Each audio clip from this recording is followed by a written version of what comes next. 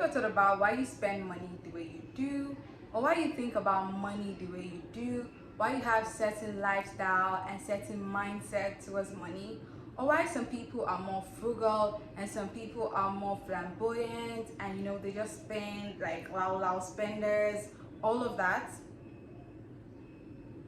You probably haven't, and sincerely, up until last week, I didn't think about it either. Everything I knew about money was money come, money go, plus and minus, buy, spend. Like, I never really thought about the emotions and psychology because I could not really see the relationship between my emotions or my experiences and my money. Well, I recently read a book called Psychology of Money by Morgan Housel, and this had me thinking about all the experiences I have had that had made me think about money the way I think about it now. And in that moment, my eye opened to the fact that, oh my God, the way I see money, the way I spend money is really tied to, my experiences and all those other things that I never thought about before. And so in today's video, I'm going to share with you 10 lessons that I learned about money from Morgan's Psychology of Money. And so if that's something you're interested in, definitely watch this video till the end because I'll be sharing all the tea. And if I do say so myself, this book, actually, just stay to the end. You'll get it. Hello, welcome back to my YouTube channel, to returning subscribers and to newbies. Hello there. I do hope that you stick around, and it's interesting that this is the first video you're seeing because today we're talking about money. And what's more important than money? Nothing, if you ask me. Okay, so without wasting any more time, let's go straight into the reason for today's video, which is psychology of money. Now, the very first lesson I picked up from this book is nobody is crazy, especially when it comes to the money. Now, you see somebody who is frugal, you see somebody who is lavish. Well, both of them probably have different lifestyles, different emotions, different mindsets, like differences. And so that, of course, affects the way we spend money. I'll give you an example.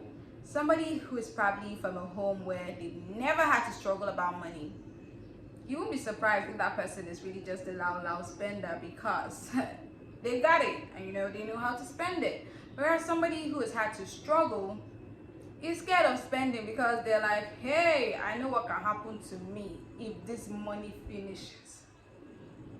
Now, these are two different people, and there are so many other different types of people when it comes to money, and this is as a result of the emotions and the experiences.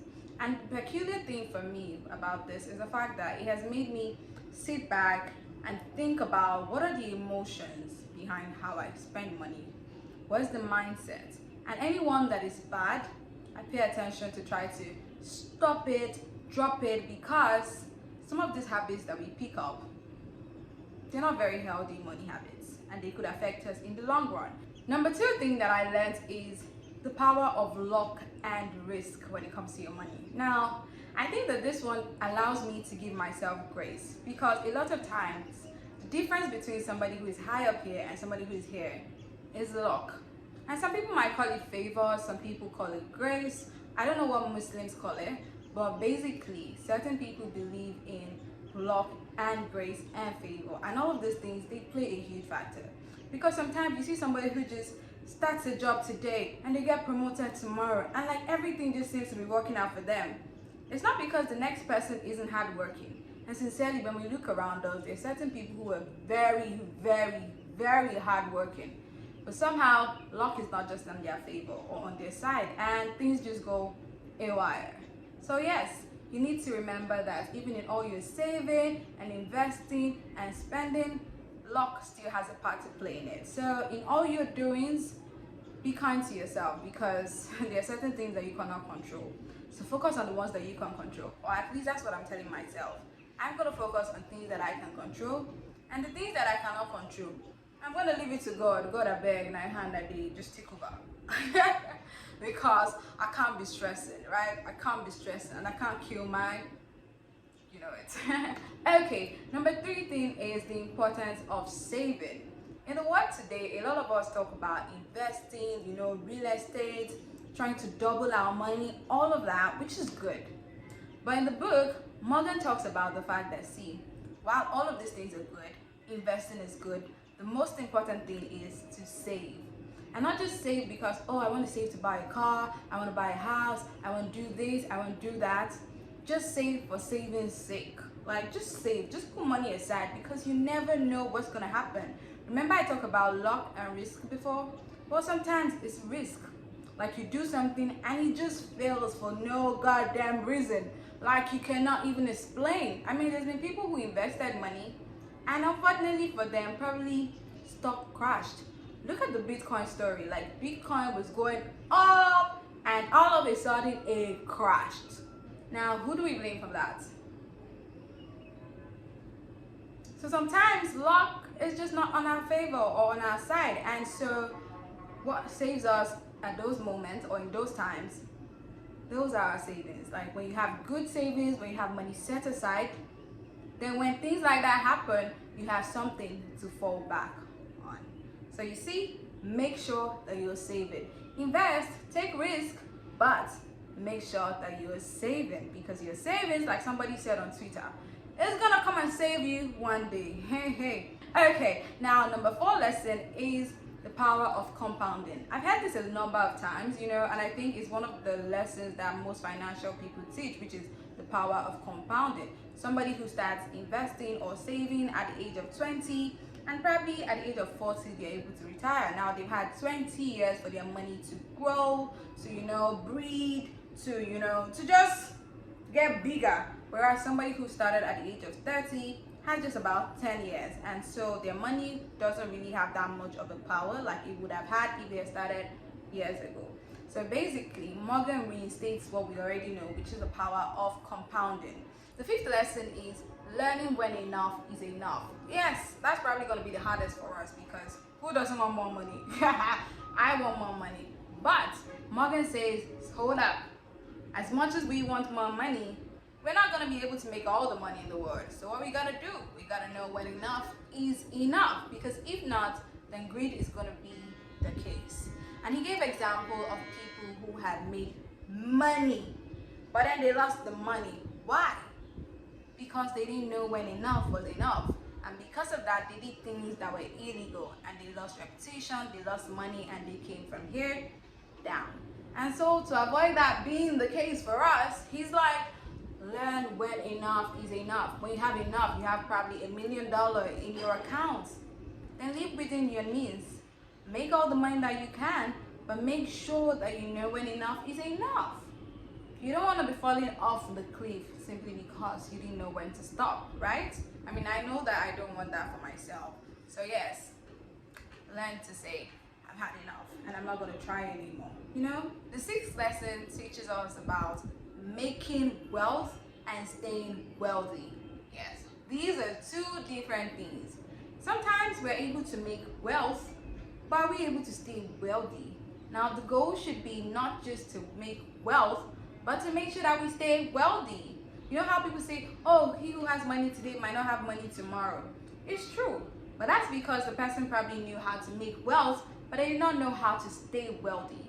And because we all want to stay wealthy, because we want to have generational wealth, then we need to know how to stay wealthy. How do you stay wealthy? Living within your means, saving, compounding. All of these things in the book actually teaches us how to stay wealthy, so that we're not just making money and losing money, or should I say making money and then the money is just going away because we're spending it, we're just spending. It's not a crime to spend, but make sure that you're also keeping some of that money so that you can stay wealthy and so that you can have something to pass on to your generations. I mean, when I talk about money, I tell people I want to have so much money that my children's don't have to work as hard as I've had to work hard. How many things have I done? Okay. Now the 7th money lesson is nothing is free. Yes, you heard that right. There's a price for everything. Like, for everything that we do or do not do, there's a price. So Morgan says we need to think about the price. Like, before we do anything, take a moment, think deep. Is it worth it? And not just worth it for every other person, but most especially for yourself. Is it worth it for me? Do I want to pay the price? Can I pay the price? And if the answer is yes, then you can go ahead. But then never make any money decision without thinking about, is it worth it? What price do I have to pay? Is the price worth it? Before you do it, that's Morgan's talking and me telling you, of course. Number 8. This one actually gives me so much hope.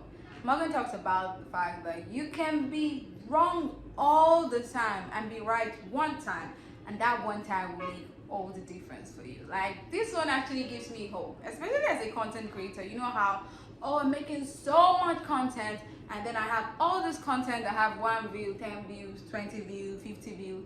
But Morgan says it's part of the process. A lot of tails before you get one head. But when you get that one head, it's gonna change the whole situation. And when you think about it, some of your favorite creators who have gone viral, it just took one video for them to go viral. So it's like, he's telling us that same thing happens when it comes to money.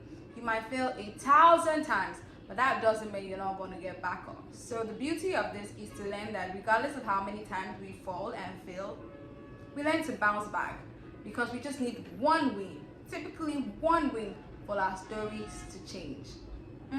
This makes me very hopeful. This makes me very, very hopeful, because I'm like, my one day is gonna come, your one day is gonna come, and we're gonna have good stories to tell. So that is very inspirational, and I'm like, I'm gonna keep trying, I'm gonna keep showing up, and I'm saying you also do the same. Now that said, the 9th lesson really talks about the fact that in taking risk, I know the last one we talked about, yes, when you fail you get up, but in taking risk and in failing, make sure that you have a buffer. Now this one, Morgan is talking about, don't take careless risk. Don't say, oh, all the odds are in my favor and I'm gonna get this, I'm gonna be a billionaire, and then you put all your life savings in one thing. Anything can happen. Nobody knows what's gonna happen tomorrow. And even those who are historians and who have studied about the past and they try to, forecast, nobody's ever able to forecast what's going to happen. And so the best bet is in taking risk. Make sure that you have something to fall back on when it comes to money, because a lot of people have put so much money into something because they felt like, oh my god, it's about to blow, I'm about to make it, and unfortunately things did not go as planned.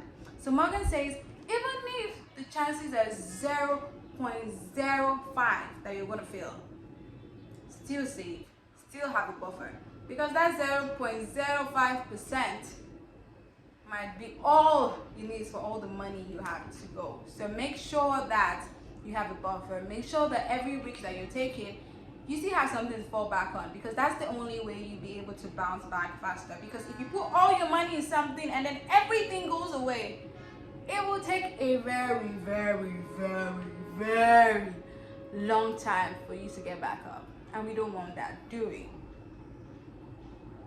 The very last money lesson, which is one that's very dear to my heart, is money buys us freedom. Money buys us freedom. And I can relate to this especially because currently I'm unemployed, but then I'm not having to, scramble to pay for things, or I'm not choked because I have some savings. And so that money is buying me time. So now I can take my time to say, okay, I'm focusing on school now, I'm focusing on content creation, I'm focusing on taking my time to get a job that I really love because I have money saved up. And so money is buying me the freedom and the time that I need. And this is one of the most important things that money buys us, because having freedom to do what you want to do without scrambling for anything is one of the best feelings. And I'm going to make another video telling you all about that, but Morgan talks about this more in the book. And for me, when I read that part, I'm like, yes, I can definitely relate to this. Imagine if I didn't have money saved up. I probably would not be able to go to school by now, because it's going to be like, I'm going to not come to school and I don't have work. What's going to happen? Am I going to be a broke student? And I don't want to be a broke student. You know what I'm talking about? So yes, money buys us freedom. So take advantage of it. And even before your retirement, in between, you can decide to take a gap year, a sabbatical, whatever it is. just use it, because money helps you to do that. So save money towards this, okay? All right, so yes, these are some of the lessons that I learned from the beautiful book Psychology of Money. I hope that you've learned a thing or two from me as well. Well, if you have, come again next week or next video, because I'll be sharing more things as we go along. Okay, and until next week, or until next time, I remain Jessica Fortress. Bye.